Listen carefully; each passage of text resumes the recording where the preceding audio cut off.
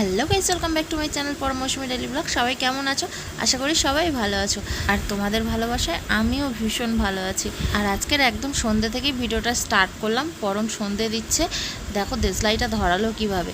ও কিন্তু পারফেক্টভাবে সব কিছু শিখে গেছে। পুজো দেওয়া, বিশেষ করে পুজো দেওয়া, বিছানা ঠিক করা, এগুলো কিন্তু ও পারফেক্টভাবে শিখে গেছে।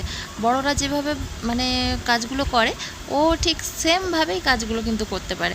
দেখো প্রদীপ ধরিয়ে দিয়েছে, ধূপও ধরিয়ে নিচ্ছে। ও কিন্তু একটা একটা করে ধরালো না, দুটো করেই ধূপ ধরিয়ে নিল একসাথে। এমনি এমনি কি আর শিখে গেছে? ট্রেনিং দিতে হয়েছে বস।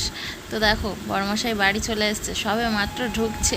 ঘড়িটা খেয়াল করো, হাতে ঠিক রয়েছে। ওই ঘড়ি পরে অফিসে যায়, আবার ওই ঘড়ি পরেই থাকে ওখানে। ঘড়ি পরে তো চলে আসে, মানে সারাটা দিন ঘড়িটা হাতে থাকে। আর ও বাড়িতে ঢোকার আগে ও যা সবজিগুলো নিয়ে এসেছিলো, পরম দরজা মুখ থেকে ধরে নিয়েছে।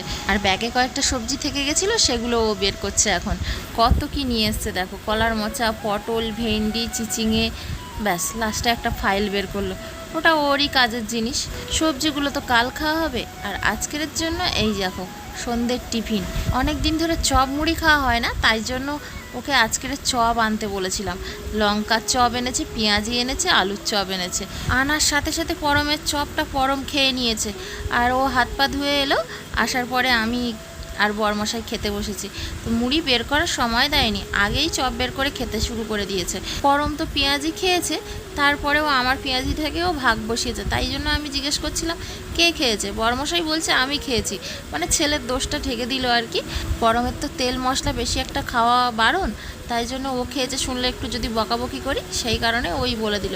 আর লঙ্কার চপ নিয়ে এসছে, সেটাও একটু দেখিয়ে দিলাম। বললাম যে লঙ্কার চপটা খাওনি কেন? বলছে ওটা খুব ঝাল, তাই জন্য। তো বরমশাই বললো রেখে দাও, আমি ভাতের সঙ্গে খাবো। আর এই অরিজিনাল সাউন্ডগুলো আমি দিলাম না একটাই কারণে, পরম তখন ফোনে কি দেখছিল, তো কপিরাইট আসার ভয়েই আর কি দিলাম না। ফোনের এই সাউন্ডটাও এই ফোনে মানে ভিডিওতে ক্যাচ করলো, তো তাই জন্য। আমার কিন্তু সব ধরনের চপের থেকে মানে বিভিন্ন রকমের চপ তো হয়, আলুর চপ, পেঁয়াজি, তারপর বেগুনি। তো বেগুনির থেকেও আমার আলুর চপটা বেশি পছন্দ হয়। আর আমি এখন লঙ্কা চপ একটা খেয়েছি, লঙ্কা চপটা কিন্তু দুর্দান্ত খেতে লেগেছিলো। তবে বেশিক্ষণ খেতে পারিনি, ঝাল লেগে গেছিলো আমার খুব জোরে। তবে হ্যাঁ, শুধু আলুর চপ বলে না, পেঁয়াজিটা খেতেও খুব ভালো লাগে। চপ মুড়ি তো আমার ভীষণ ফেভারিট একটা জিনিস আর কি। এখন চলে এলাম রান্নাঘরে চা করতে। বড়মশাইয়ের চপ মুড়ি খেয়ে হয়নি, বললো চা করো। চা না খেলে মাথাটা ছাড়ছেই না। তো পরমের জন্য দুধ দিয়ে গেছিলো, সেই দুধটাকে আজকে চা বানাচ্ছি। ও তো চপ মুড়ি খেয়েছে, তাই না? তো খেলে গ্যাস হয়ে যাবে, সেই জন্যই বরমশাই বললো তাহলে দুধ চাই করো। তাই দুধ চা বানাচ্ছি আজকে। দুধ চা বলতে শুধু দুধ চা না, একটু মশলা চা মতো বানাচ্ছি।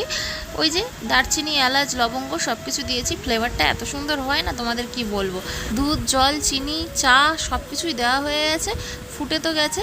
চা ফ্লেভারটা একটু কম হয়ে গেছিলো, তাই জন্য আমি আর একটু দিয়ে দিলাম, তো যাতে একটু কালারটাও সুন্দর হয়। তো দেখো চাটাকে কিন্তু ভালোভাবে এইভাবে করে হাতা দিয়ে দিয়ে অনবরত নাড়তে হবে, তাহলে কিন্তু চাটা বেশ সুন্দর ফ্লেভার আসে। আমি তো এইভাবে বানিয়ে দেখেছি, এমনি নর্মাল ফুটিও বানিয়ে দেখেছি, কিন্তু এইভাবে মানে যে ফ্লেভারটা আসে আমার কিন্তু খুব ভালো লাগে। টেস্টটাও খুব সুন্দর হয়। কালারটা দেখেছো কত সুন্দর একটা কালার আসছে আস্তে আস্তে। প্রায় 4-5 মিনিট ধরে অনবরত নেড়েই চলেছি। তো আমার চাটা প্রায় হয়ে এসছে। চাটা ঢেলেও নিলাম কাপে করে।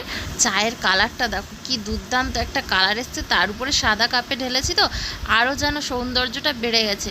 আমি চাটা নিয়ে আসছিলাম আর মনে হচ্ছিলো যেন এক্ষুনি খাওয়া স্টার্ট করে দিই, কিন্তু আমি তো গরম চা খেতে পারি না। বরমশাই খাচ্ছে আর বলছে সেই লেভেলের চাটা হয়েছে। কি আমেজ বলো, বাইরে বৃষ্টি হচ্ছে আর চা খাচ্ছে আর জানলা দিয়ে বৃষ্টি দেখছে বলো।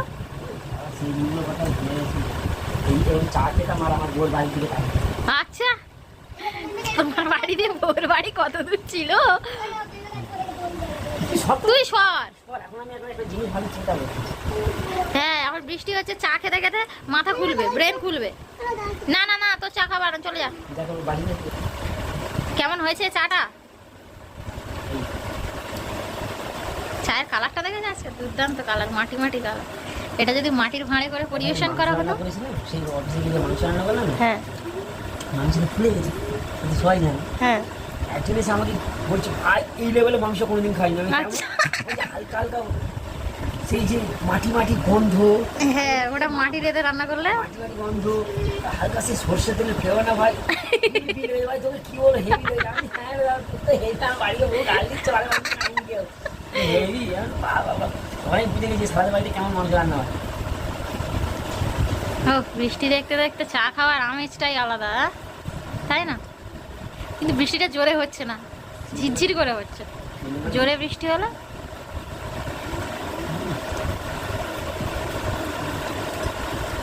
সাদা বাংলা বৃষ্টি হতো গরম চায় চুমুক দিক,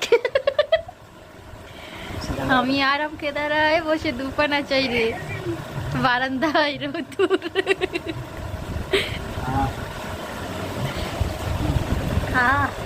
সত্যি চাটা কিন্তু দুর্দান্ত হয়েছে। ও বললো সেই লেভেলের চা হয়েছে, সত্যি সেই লেভেলের চা। চা চপ মুড়ি সব খাইয়ে দাইয়ে দিয়ে বসিয়ে দিয়েছি মোচা কাটতে। আজ আর রান্না হবে না, রান্না তো হবে কালকের, কিন্তু কালকের যদি কাটতে যাই আমাকে একাকে বসে বসে এই কাটতে বাছতে হবে। আর মোচা কাটা বাছা এগুলো তো ভীষণ ঝামেলা, তাই এখনই সব কেটে বেছে রেখে দিচ্ছি। আর ও আমার ফোনটা নিয়ে কথা বলছে, তাই ওর ফোনে এই ভিডিওটা করলাম আমি। রাত্রের খাওয়া দাওয়া সব কমপ্লিট, থালা বাসন সব গুছিয়ে নিয়ে বসে আছি। বসে বসে সবাই গল্প করছিলাম, আর পরম এখন পড়তে বসেছে। ওর ইচ্ছে হলো পড়তে বসে গেছে, ওর ইন্টারেস্টটা নষ্ট করলাম না, পড়ছে যখন পড়ুক।